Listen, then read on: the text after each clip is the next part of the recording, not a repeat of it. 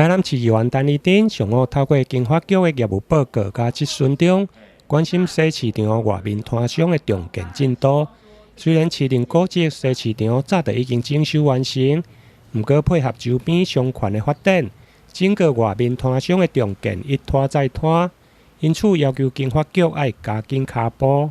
一个月拖过一个月，时间咧过足紧吼。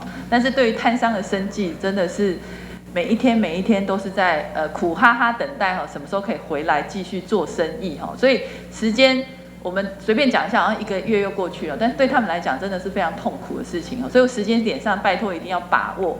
但是我看到我们的报告里面哈，今天的这个局长刚才的报告里面有写到说，外扩卖店这边预计5月上旬要开工，你要开什么工？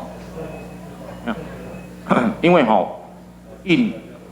外扩卖店有22户摊商啦是。那边18户应18户摊商的要求，必须把原本的设计来做一个设计变更，因为他们原本的设计的那个位置。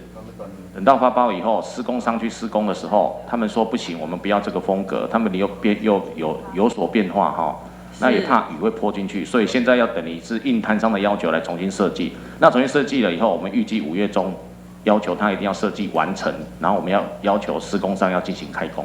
另外，在财政税务方面，台南市110年度初估的税率决算超过预算数100%以上。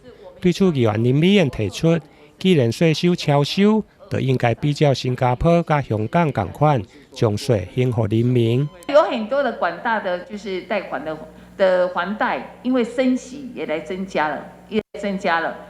事实上，让民众真的是觉得说，日子真的不好过了。其实你这个超收超征的这个税收哈，在我们不止地方啊，连国库也是一样啊。在国库哈，在去年的大进补里面，全国的征收税金呢高达4327亿啦，这是全国的。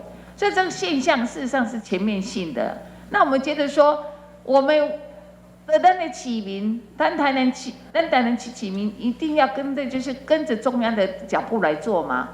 我们为什么不要说我编多少税收，我再收收多少税收的好，没一定爱就是说超额的继续增加我们的税收，这个部分让我们民众觉得说在这个部分呢我们希望说民众卖回感觉讲真正日子真的不好过了。对此，财政税务局回应，虽然税收的部分增加，但咱市累积的底数还有328亿等待来填补。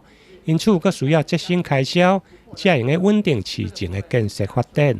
台南新闻引根采访报道。